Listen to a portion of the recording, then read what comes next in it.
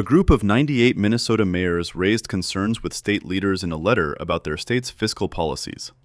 Minnesota mayors said it has impacted their cities and residents, noting a disappearing $18 billion surplus and a projected $2.9 billion to $3 billion deficit for the 2028 to 2029 biennium.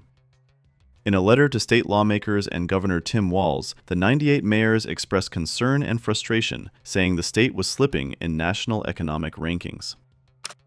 Fraud, unchecked spending, and inconsistent fiscal management in St. Paul have trickled down to our cities, reducing our capacity to plan responsibly, maintain infrastructure, hire and retain employees, and sustain core services without overburdening local taxpayers, the letter states.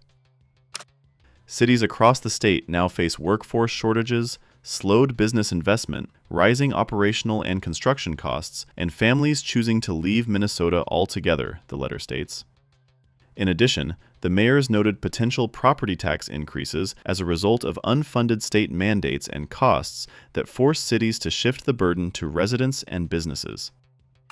There is a growing disconnect between state-level fiscal decisions and the strain they place on the cities we lead. When the state expands programs or shifts responsibilities without stable funding, it is our residents, families, seniors, businesses, and workers who ultimately bear the cost, the letter said.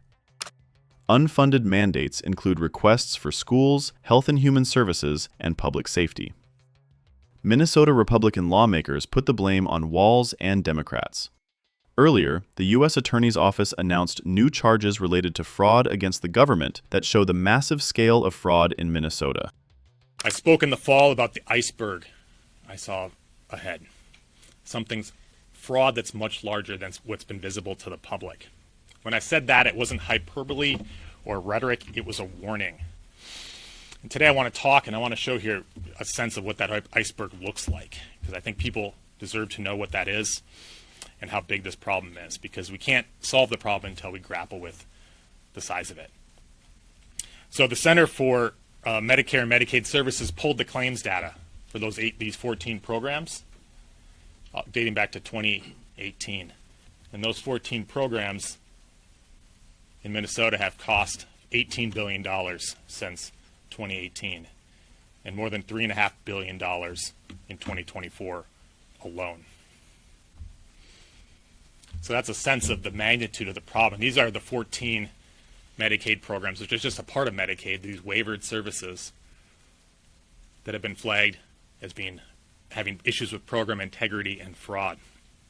Now, I'm sure everyone is wondering how much of this $18 billion was fraud. That's it's not the $1 million question, that's the $18 billion question. The answer is far too much, and the task ahead of all of us is not only figuring out how much of that money was fraud, because we know a significant amount was, but figuring out how to put an end to the fraud in our state and get control of it. So let me end with this before I take questions. The magnitude of the fraud in Minnesota cannot be overstated. It's staggering amounts of money that have been lost. Earlier, Senator John Kennedy, a Republican who represents Louisiana, described the Somali fraud case in Minnesota as a clown world on steroids and deeply disgusting. What I'm about to tell you, Mr. President, let me apologize in advance, is deeply disgusting. It's deeply disgusting. I mean, it is clown world on steroids.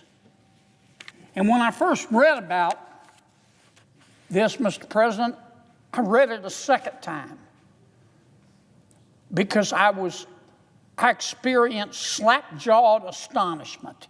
And when I read it a second time and I realized it was true, I just wanted to run away screaming.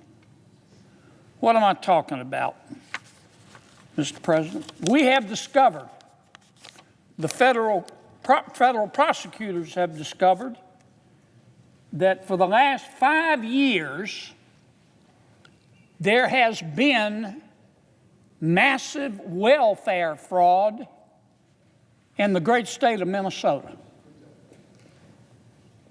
massive. Over $1 billion of American taxpayer money has been stolen. Just stolen. They can call it fraud, but a better term would be stealing. And this fraud has been centered in the Somali community in Minnesota. Now, I'm not here to criticize the Somali community. I'm here simply to describe what happened. The Somali community in Minneapolis is about 80,000 people. They're centered around Minneapolis. And let me say it again. I'm not here to denigrate the Somali people or people of Somali ancestry just because of the actions of a few. But it is a fact that this $1 billion in welfare fraud occurred almost exclusively in the Somali community in Minnesota and was orchestrated by people with Somali ancestry. That's a fact. Facts aren't racist. Facts are facts. So far, 59 people have been convicted, 86 have been charged, and 78 of them are of Somali ancestry. That's just a fact. Now, what these criminals did they had three very elaborate schemes. The first scheme was centered on supposedly feeding hungry children in the Somali community. A group, a nonprofit run by some people with Somali ancestry. The name of the nonprofit was called Feeding Our Future. Feeding Our Future. Feeding Our Future went to the welfare authorities in the state of Minnesota, which of course was administering federal taxpayer money, and they said, "Look, Feeding Our Children said, Feeding Our Future said, we want to feed hungry children in the Somali community." And the welfare people in state government in Minnesota gave them the money to do that. It started out very small. But the idea was that Feeding the Future, the Somali nonprofit organization, would take this federal taxpayer money, American taxpayer money, and go to businesses, most of which were Somali businesses, in the Somali community, and set up feeding sites where they supposedly would take children to get a hot meal. On paper, it sounded great. As I say, it started out very, very small, just a few $1 million. But eventually, it got bigger and bigger and bigger. And more businesses in the Somali community signed up to be feeding sites.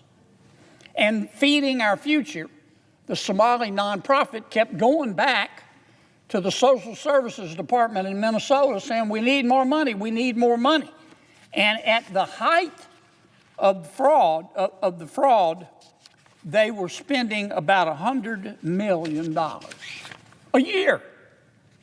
Not over the lifetime of the program, $100 million a year. There's just one problem. There were no hungry children. There were hungry children. They just weren't getting any of the money. And the businesses, many of which were Somali owned, which were getting some money to feed the children from Feeding Our Future, the nonprofit that was quarterbacking this whole thing, they weren't giving any of the money to hungry children. They were spending it. These businesses were spending it on yachts and vacations and jewelry and furniture for their home. That was scheme number one. But it got worse. The second scheme was supposedly to help people who are homeless. Remember, I said in America, when you're homeless, we'll house you. Well, that's what they were trying to do in Minnesota. A nonprofit was set up, again run by someone of Somali ancestry, and this nonprofit went to a bunch of providers who supposedly were going to provide housing. And they told the welfare authorities in Minnesota that they needed millions of dollars to house people who were homeless. And once again, the program started out small. When they started it in 2020, these crooks started it in 2020, they said, we only need $2.6 million. But then in 2021, they said we need $21 million. And in the following years, they said we need $42 million the next year, then $74 million to feed, or rather to house the homeless, then $104 million a year. Not the total scheme, a year. There's just one problem. None of the money was going for housing. None of the money was going to help people who were homeless. These providers and this nonprofit that was coordinating it just put the money in their pocket. But there's more. They came up with a third scheme. This one makes you want to throw up in a potted plant. This one's centered around autistic children.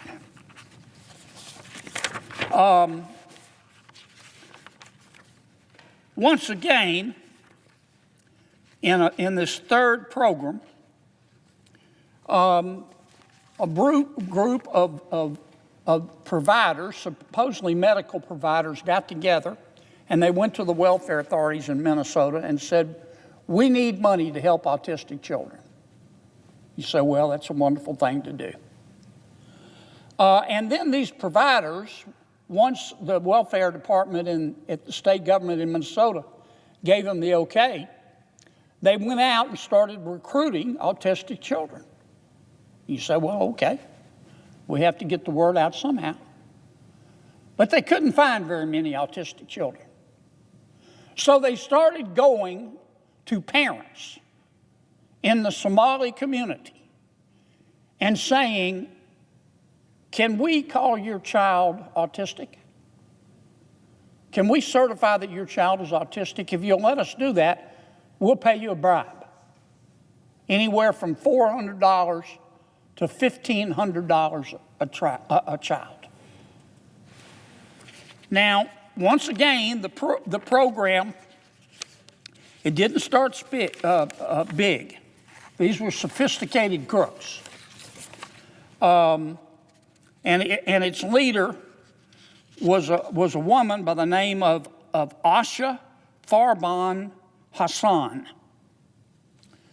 She was also in, by the way, on the feeding of the children scam as well. And as best we can tell, they approached parents only in the Somali community. But once again, they couldn't find enough autistic children, so they bribed many parents in the community, gave them money to certify that their children were autistic. In the first year, they were clever. They only asked for $3 million. The second year, in 2019, they asked for $54 million. Then in 2020, They went up to $77 million. And then in 2021, they really got greedy. They went to $183 million. And in 22, $280 million. And in 2023, $400 million. All total, in these three fraud schemes, these crooks stole $1 billion of taxpayer money.